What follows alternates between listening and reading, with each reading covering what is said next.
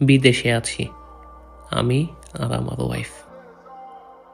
আমরা দুজন একসাথেই থাকি, তবু একটা শূন্যতা সবসময় থেকেই যায়, কারণ পরিবারের মানুষগুলো তো আর আমাদের সাথে নেই।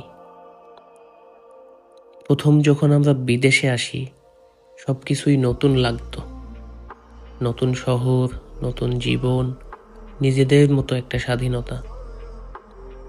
ভেবেছিলাম সবকিছু ঠিক হয়ে যাবে, কিন্তু ধীরে ধীরে বুঝলাম বিদেশের এই জীবনটা শুধু স্বাধীনতা না, এর সাথে অনেক দায়িত্ব আর একাকিত্বও আসে।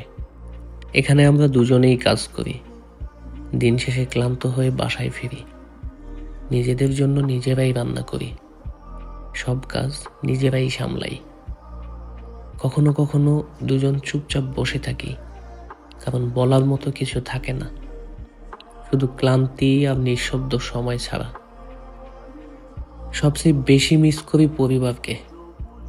মাঝে মাঝে আমরা দুজনেই ফোন হাতে নেই, বাসায় কল দিব কিনা ভাবি, কারণ জানি কথা বললে ভালো লাগবে, কিন্তু ফোন রাখার পর মনটা আরো খারাপ হয়ে যায়। বাইরে থেকে সবাই ভাবে বিদেশে আছি, নিশ্চয়ই অনেক ভালো আছি। সোশ্যাল মিডিয়ায় যা দেখা যায়, হাসি, ঘোরাঘুরি, সুন্দর মুহূর্ত, কিন্তু এই হাসির পিছনের কষ্ট কেউ দেখে না।